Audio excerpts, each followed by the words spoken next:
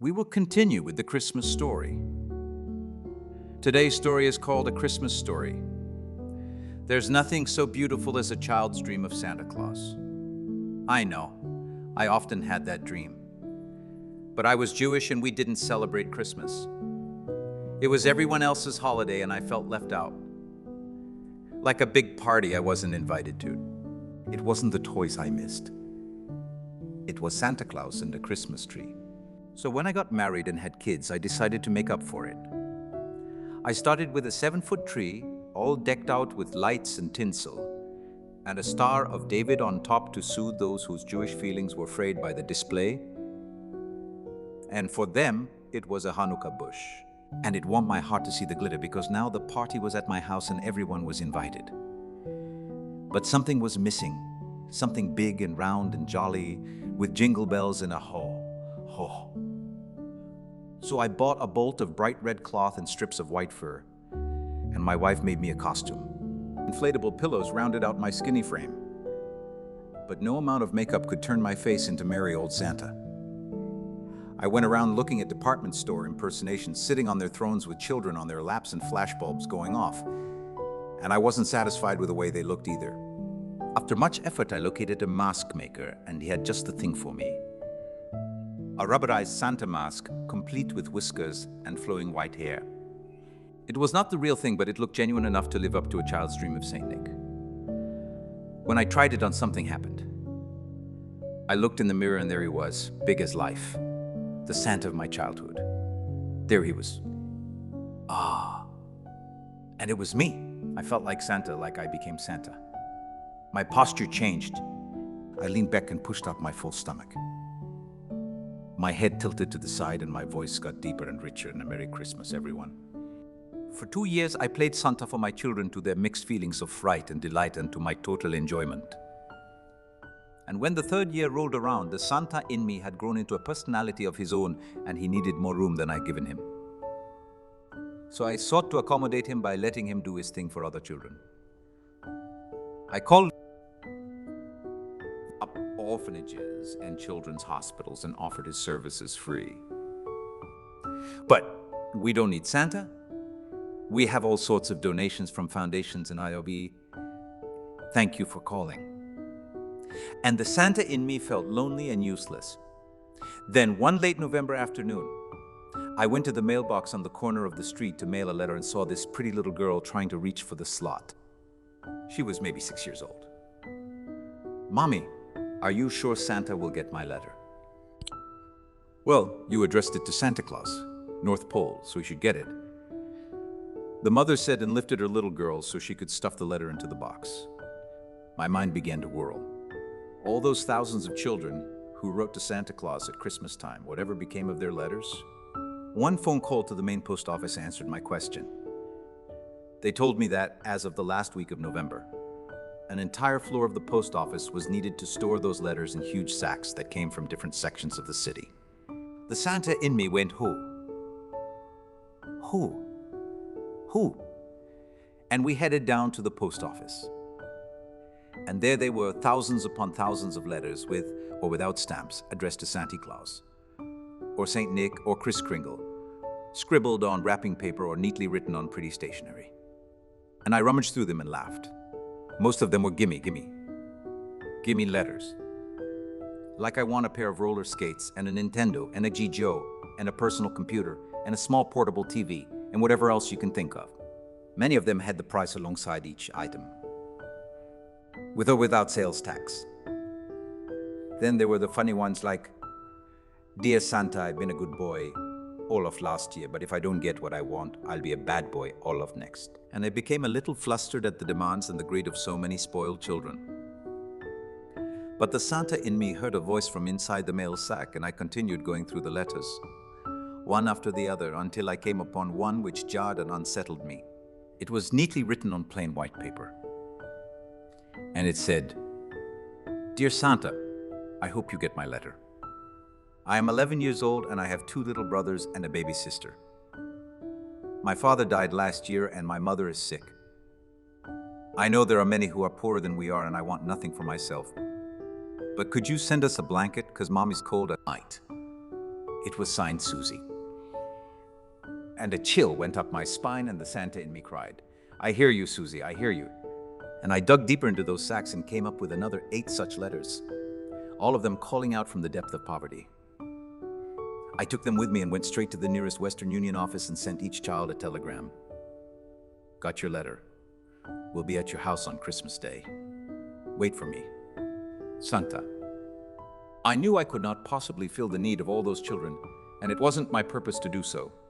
But if I could bring them hope, if I could make them feel that their cries did not go unheard and that someone out there was listening WAC. So I budgeted a sum of money and went out and bought toys. I wasn't content with the 5 and 10 cent variety. I wanted something substantial.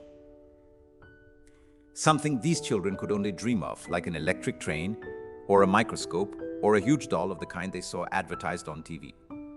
And on Christmas Day, I took out my sleigh and let Santa do his thing. Well, it wasn't exactly a sleigh, it was a car, and my wife drove me around because with all those pillows and toys, I barely managed to get in the back seat. It had graciously snowed the night before, and the streets were thick with fresh powder. My first call took me to the outskirts of the city. The letter had been from a Peter Bosky, and all it said was, "Dear Santa, I am 10 years old and I am an only child. We just moved to this house a few months ago, and I have no friends yet. I'm not sad because I'm poor, but because I'm lonely. I know you have many things to do and people to see, and you probably have no time for me. So I don't ask you to come to my house or bring anything. But could you send me a letter so I know you exist?" My telegram read, "Dear Peter, not only do I exist, but I'll be there on Christmas Day. Wait for me. Santa."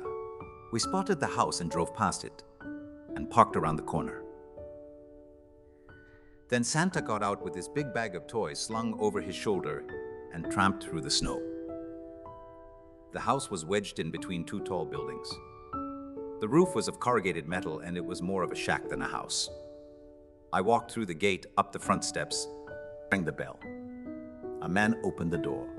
He was in his undershirt, and his stomach bulged out of his pants. "Boże mój," he exclaimed in astonishment. That's Polish, by the way. And his hand went to his face. "P, Pez, EBCIA, I see tuttered. DBIDID, Debbie stuttered.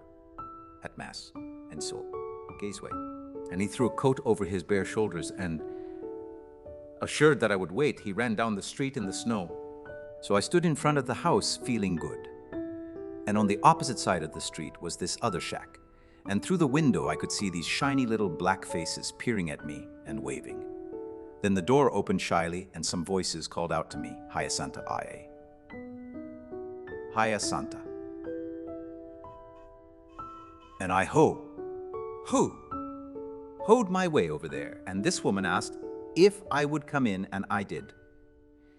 And there were these 5 young kids from 1 to 7 years old, and I sat and spoke to them of Santa and the spirit of love, which is the spirit of Christmas. Then, since they were not on my list, but assuming from the torn Christmas wrappings that they had gotten their presents, I asked if they liked what Santa had brought them during the night. And each in turn thanked me for the woolen socks and the sweater and the warm new underwear. And I looked at them and asked, "Didn't I bring you kids any toys?" And they shook their heads sadly. "Ho! Ho!" I slipped up. I said, "We'll have to fix that." I told them to wait. I'd be back in a few minutes, then trudged heavily through the snow to the corner. And when I was out of their sight, I ran as fast as I could to the car. We had extra toys in the trunk. And my wife quickly filled up the bag, and I trotted back to the house and gave each child a brand new toy. There was joy and laughter, and the woman asked if she could take a picture of Santa with the kids, and I said, "Sure, why not?" And when Santa got ready to leave, I noticed that this 5-year-old little girl was crying. She was as cute as a button. I bent down and asked her, "What's the matter, child?" And she sobbed, "Oh, Santa, I'm so happy." And the tears rolled from my eyes under the rubber mask. As I stepped out on the street, "Pan, proszę tu, why please come," I heard this man Barsky across the way. And Santa crossed and walked into the house. The boy Peter just stood there and looked at me. "You came." he said. I wrote NWII, you came. He turned to his parents. I wrote, and he came. And he repeated it over and over again. I wrote, and he came. And when he recovered, I spoke with him about loneliness and friendship and gave him a chemistry set, which seemed to be what he would go for, and a basketball. And he thanked me profusely. And his mother, a heavy-set Slavic-looking woman, asked something of her husband in Polish. My parents were Polish, so I speak a little and understand a lot. From the North Pole, I said in Polish. She looked at me in astonishment. You speak Polish? She asked. Of course, I said. Santa speaks all languages. And I left them in joy and wonder. And I did this for 12 years, going through the letters to Santa at the post office, listening for the cries of children muffled in unopened envelopes. In time, I learned all that Santa has to know to handle any situation. Like the big kid who would stop Santa on the street and ask, Hey Santa, where's your sleigh? And I'd say, how old are you, son? And he'd say, 13. And I'd say, well, you're a big fellow and you ought to know better. Santa used to come in a sleigh many years ago, but these are modern times. I come in a car now. And I'd hop in the back seat, and my wife would drive off. Or the kid who would look at me closely and come out with, that's a mask. Pointing a finger. And you never lied to children, so I'd say, sure, son, of course. If everybody knew what Santa really looks like, they'd bother me all year long. And I couldn't get my things ready for Christmas. Or the mother who would whisper so her young son couldn't hear. Where do you come from? I'd turn to the child and say, your mom wants to know where I come from, Willie. And he'd say, from the North Pole. Mommy, with absolute certainty. And she'd nudge me and whisper, you don't understand. Who sent you? I mean, how do you come to this house? I'd turn to the boy and say, hey, Willie, your mom wants to know why I came to see you. And he'd say, because I wrote him a letter, Mommy. And I'd pull out the letter and she knows she mailed it. And she's confused and bewildered. And I'd leave her like that. As time went on, the word got out about Santa Claus and me, and I insisted on anonymity. But toy manufacturers would send me huge cartons of toys as a contribution to the Christmas spirit. So I started with 18 or 20 children and wound up with 120, door to door, from one end of the city to the other, from Christmas Eve through Christmas Day. And on my last call, a number of years ago, I knew there were 4 children in the family and I came prepared. The house was small and sparsely furnished. The kids had been waiting all day, staring at the telegram and repeating to their skeptical mother, he'll come, Mommy, he'll come. And as I rang the doorbell, the house lit up with joy and laughter. And he's here, WDDA's here, SC's PT's here. And the door swings open and they all reach for my hands and hold on. Yes, Santa CW. Hiya, Santa. We just knew you'd come. And these poor kids are all beaming with happiness.